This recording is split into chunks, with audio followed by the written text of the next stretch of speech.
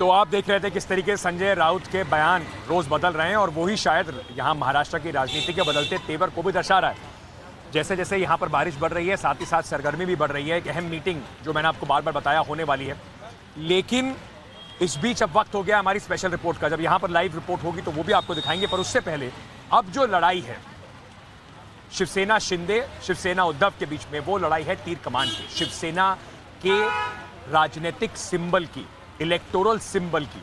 इसमें बहुत सारे पेज हैं, इलेक्शन कमीशन है, लोग कोर्ट तक जाएंगे। ये भी तय करना होगा सिर्फ विधायकों पे आपका दो तिहाई विधायकों को अपने साथ लेने से बात बनेगी नहीं। एमपी किसके साथ है, पार्टी का पूरा स्ट्रक्चर किसके साथ है, पार्टी के कार्यकर्ता किसके साथ है, पार्टी के जिला अध्यक्ष किसके साथ है, बैंक बैलेंस का बंटवारा होना है।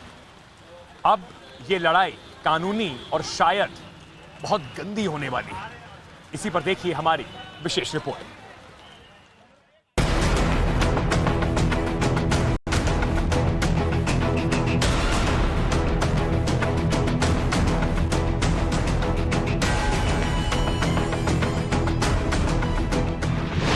शिवसेना की लड़ाई असली नकली पर आई। उद्धव ठाकरे के खिलाफ बगावत का झंडा बुलंद करने वाले एकनाथ शिंदे ने 2/3 विधायकों को अपने पाले में लाकर न सिर्फ सरकार को अलपत में लाद दिया है, बल्कि पार्टी के ऊपर भी अपना दावा ठोक दिया है। अब ऐसे में सवाल यह है कि असली शिवसेना किसकी है, ठाकरे की या शिंदे की? उद्धव ठाकरे वर्सेज एकनाथ शिंदे, किसके साथ बाला साहब के बंदे? जिस तरह से 37 से ज्यादा विधायकों ने एकनाथ शिंदे को अपना नेता मानने का दावा किया है, क्या उसी तरह से शिवसेना का संगठन भी किसी गैर ठाकरे को अपनी पार्टी का प्रमुख मानने को तैयार होगा?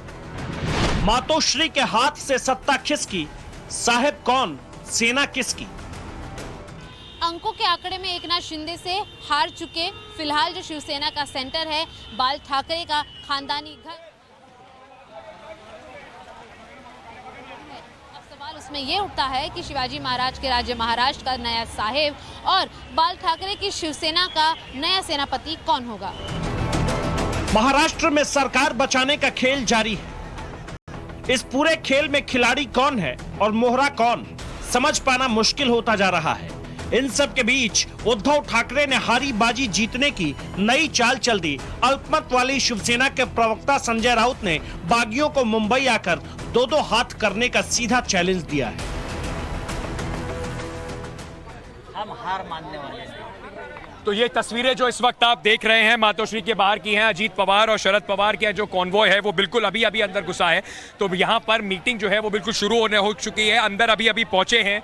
आगे सबसे पहले अजीत पवार बैठे हुए थे उनके एस्कॉर्ट के साथ, और उसके बाद पीछे उनके बैठे हुए थे एक दूसरी गाड़ी में शरद पवार। तो अब जो इस मीटिंग की हम यहाँ पर बात कर रहे थे वो मीटिंग यहाँ पर शुरू हो गई है, और भी कुछ सीनियर नेता यहाँ पर पहुँचने वाले हैं। पुलिस का जबरदस्त बंदोबस्त है, और कुल मिलाकर अभी बिल्कुल एक सेकंड पहले ही मैं आपको बताऊं तो वो दोनों सारी गाड़ियां जो काफिला है वो अभी अंदर गया है। इस मीटिंग में क्योंकि उद्धव ठाकरे जो मुख्यमंत्री हैं वो खुद अभी कोरोना ग्रस्त हैं, तो वो कैसे उनके साथ जुड़ेंगे, बातचीत किस तरीके से होगी। अंदर कुछ देर पहले आदित्य ठाकरे भी पहुंचे थे, शिवसेना के बाकी बड़े नेता भी यहाँ पर जो उद्धव ठाकरे के साथ हैं वो भी यहाँ पर हैं। तो बहुत अहम मीटिंग, तो ये दिखाने की कोशिश की एक तो सबसे बड़ी बात, पहला मैसेज देने की कि पूरी तरीके से एनसीपी अभी शरद पवार जो हैं, अजीत पवार जो हैं वो उद्धव ठाकरे के साथ खड़े हुए हैं, और साथ ही साथ इस मीटिंग में आगे की रणनीति भी तय होगी। अहम मीटिंग अब बिल्कुल यहाँ पर शुरू हो गई है। लाइव अपडेट लेकर आपके साथ वापस आते रहेंगे। शिवानी मेरी सहयोगी हमारे साथ जुड़ रही हैं। शिवानी, इस मीटिंग के मायने क्या लगाए जाएं?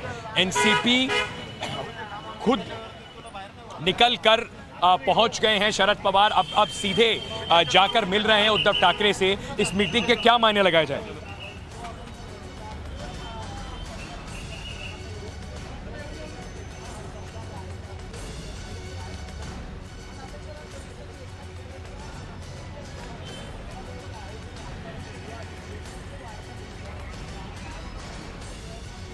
कोशिश करते हैं एक बार शिवानी के पास जाने की, लेकिन उससे पहले मैं आपको बताना चाहता हूं जिस हम मीटिंग की बात कर रहे थे वो मीटिंग यहां पर शुरू हो गई है, और जैसे ही यहाँ पर वो गाड़ियों का कॉन्वॉय पहुंचा, लगातार कोशिश कर रहे थे एक बात करने की। मुझे लगता है कि जब मीटिंग खत्म होगी तो एक बार बाहर आके शायद यहाँ पे कुछ सरगर्मी भी होगी, बात भी होगी, तभी समझ में आएगा। लेकिन आप जिस तरह से देख रहे हैं, जबरदस्त पुलिस के जमावड़े के बीच में महाराष्ट्र के उप मुख्यमंत्री अजीत पवार, साथ ही साथ एनसीपी के प्रमुख शरद पवार यहाँ पर पहुंचे हैं और अब यहाँ पर एक जरूरी मीटिंग की शुरुआत होगी। इस मीटिंग के मायने कई हैं। क्या शरद पवार जो अब खुद इस पूरे संग्राम में कूद गए, पहले वाईवी चौहान सेंटर में बैठ के आज सुबह से शाम तक मीटिंग करी, अब यहाँ पर उद्धव ठाकरे से मिलने आए हैं, सरकार बचा पाएंगे? ये सबसे बड़ा सवाल जो है उसका जवाब शायद इन मीटिंगों से ही निकल कर आएगा। पर कांग्रेस अभी तक यहाँ पर नहीं है, कांग्रेस शांत क्यों है, ये भी एक बहुत बड़ा सवाल है कुल मिलाकर।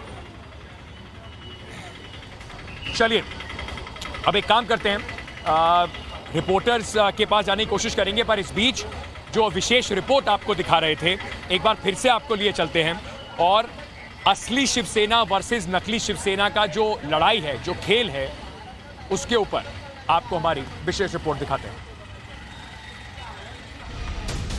हालांकि सूत्रों के मुताबिक डिप्टी स्पीकर को शिंदे के खत पर कुछ दस्तखत फर्जी होने की आशंका है। ऐसे में बागियों के सिग्नेचर की जांच की बात भी सामने आ रही है। लेकिन दूसरी तरफ कहा यह भी जा रहा है कि यह दबाव बनाने का तरीका भी हो सकता है ताकि शिंदे गुट पर कानूनी कार्रवाई का प्रेशर बनाया जा सके।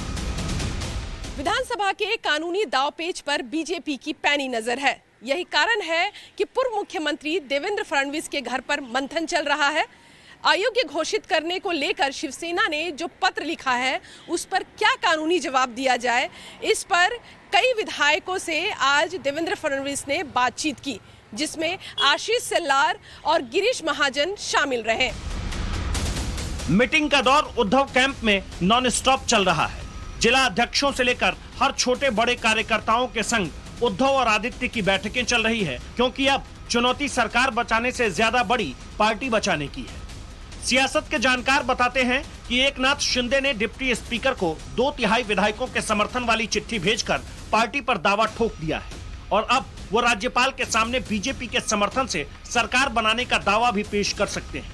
लेकिन फ्लोर टेस्ट होने पर एनसीपी कोटे के डिप्टी स्पीकर दल बदल कानून का पेच फंसा सकते हैं। उद्धव बागी विधायकों को किसी तरह मुंबई बुलाने की कवायद में जुटे हैं ताकि किसी तरह से उन्हें अपने पाले में फिर से लाया जा सके। लेकिन शिंदे गुट है कि गुवाहाटी में डटा हुआ है। 2/3 विधायकों से ज्यादा नंबर होने के बावजूद वो फिलहाल मुंबई लौटने को तैयार नहीं है, क्योंकि शिवसेना में ठाकरे बनाम शिंदे की जंग में अब आर पार की लड़ाई शुरू हो चुकी है। शिंदे के समर्थन में उनके गढ़ ठाणे में जगह जगह बैनर लग रहे हैं। शिवसेना की सांगली यूनिट ने भी शिंदे को समर्थन देने का ऐलान किया है। यहाँ के शिव सैनिकों का आरोप है कि एनसीपी के प्रदेश अध्यक्ष जयंत पाटिल उन्हें टॉर्चर करते हैं। नासिक में भी शिंदे समर्थकों ने पोस्टर लगाए, लेकिन यहाँ ठाकरे परिवार में आस्था रखने वाले शिव सैनिकों ने शिंदे की तस्वीर कालिख पोत कर अपने गुस्से का इजहार किया।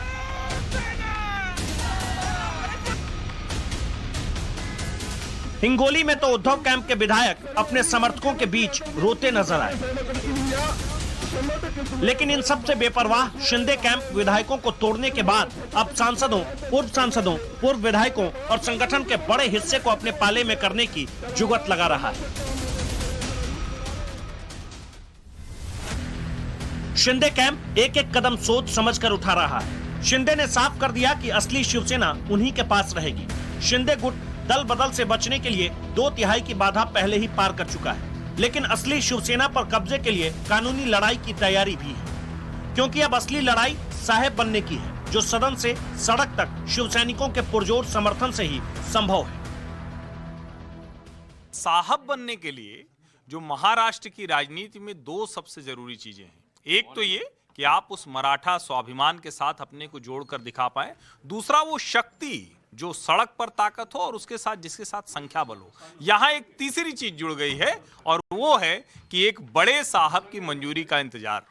नंबर हो जाएंगे तो उसके बाद भी जब तक वो इंतजार वो पूरा नहीं होगा तब तक वो साहब नहीं बनने वाले हैं। मुंबई लौटने में कोई दिक्कत नहीं है, नंबर्स पूरे हैं उनके पास। विधानसभा में ऐसा तो होगा नहीं कि शरद पवार या उद्धव ठाकरे के लोग गुंडागर्दी करने लगे। विधानसभा में अलग ग्रुप के लिए 37 विधायकों से ज्यादा का समर्थन पहले से ही शिंदे को हासिल है। लेकिन असली जंग शिवसेना के चुनाव निशान तीर धनुष पाने की होगी, जिसका फैसला चुनाव आयोग के हाथ में है। शिवसेना के पार्टी सिंबल को हासिल करने की कानूनी लड़ाई काफी जटिल हो सकती है। एक पार्टी के दो स्वरूप होते हैं, एक विधायी दल है, एक संगठन है। जहां तक विधायी दल की बात है, ऐसा लग रहा है प्रेस रिपोर्ट्स के हिसाब से कि उसमें शायद शिंदे बाजी मार रहे हैं, उनके पास संख्या बल ज्यादा है। अगर विधायी दल पर उनका कब्जा हो जाता है, अगली लड़ाई होगी संगठन पर किसका कब्जा होगा, क्योंकि विधायी दल का उनका कब्जा हो जाता है तो मुख्यमंत्री वो या उनका चाहने वाला आदमी बन जाएगा। फिर बात आएगी संगठन की। अमूमन केस में ये देखा जाता है कि अधिक विधायक या सांसद किस पार्टी के साथ हैं, तो अगर वो शिंदे के साथ हैं तो फिर संगठन पर भी शिंदे की पकड़ आ जाएगी। शिंदे कैंप ने विधायकों, सांसदों के बाद अगर संगठन के पदाधिकारियों को भी अपने खेमे में कर लिया, फिर चुनाव आयोग की दहलीज पर भी उसका पलड़ा भारी हो सकता है। बात का निर्णय चुनाव आयोग करेगा, तो वो निर्णय जहां तक चांस है शिंदे के पक्ष में जाने के चांस हैं, क्योंकि विधायक उसके पास ज्यादा होंगे या सांसद उसके पास ज्यादा होंगे, तो चुनाव आयोग शिंदे की तरफ झुक जाएगा तो संगठन पर शिंदे का कब्जा हो सकता है। इससे पहले उद्धव कैंप ने शिंदे को विधायक दल के नेता पद से हटाकर अजय चौधरी को इसकी कमान सौंपी, तो डिप्टी स्पीकर नरहरि जिरवाल ने फौरन मंजूरी भी दे दी, जिसे शिंदे ने ये कहते हुए चुनौती दी है कि उद्धव के इस फैसले के वक्त शिवसेना के सिर्फ 15 से 16 विधायक ही मौजूद थे। जाहिर है असली बनाम नकली उद्धव वर्सेस शिंदे की शिवसेना की ये लड़ाई में कई कानूनी पेच आने अभी बाकी है। जैसे सरकार बनाने को लेकर और फ्लोर टेस्ट को लेकर अगर बात नहीं बनती है तो कानूनी रास्ता भी खुला हुआ है, लेकिन अगर कानूनी रास्ता अपनाया गया और मामला कोर्ट तक गया तो एक तय समय सीमा में फ्लोर टेस्ट की बात कोर्ट भी करती है। ऐसे में अब गेंद शिंदे कैंप के पाले में है। उद्धव इस्तीफा देंगे या नहीं, शिंदे कैंप बीजेपी के साथ सरकार बनाएगी या नहीं, ये सब कुछ साफ होना बाकी है। ये बनी हुई सरकार ना तो महाराष्ट्र की जनता को पसंद है, ना तो शिवसेना के एमएलए के लिए पसंद है, और बार बार वही बोलते रहे कि भाजपा हमारी सरकार गिराने की चक्कर में है। भाजपा पहले से बोल रही है कि हम सरकार गिराने के चक्कर में नहीं है, हमें इसको गिराना नहीं है, ये खुद झगड़ा करेंगे और आपस में झगड़ के इनकी सरकार गिरेगी, वही आज हो रहा है। फिलहाल महाराष्ट्र की सियासी लड़ाई बेहद रोचक और रोमांचक मोड़ पर है। उद्धव ठाकरे हार मानने को तैयार नहीं हैं और सूबे के नए साहब बनने के लिए बाल ठाकरे की विरासत पर दावा ठोकने वाले एकनाथ शिंदे भी मंझे हुए सियासतदां की तरह हर कदम फूंक फूंक कर उठा रहे हैं। आगे क्या होता है, आप टाइम्स नाउ नवभारत पर नजरें बनाए रहिए। मुंबई से शिवानी मिश्रा और गुवाहाटी से अमित कुमार के साथ bureau report, times now Navbharat.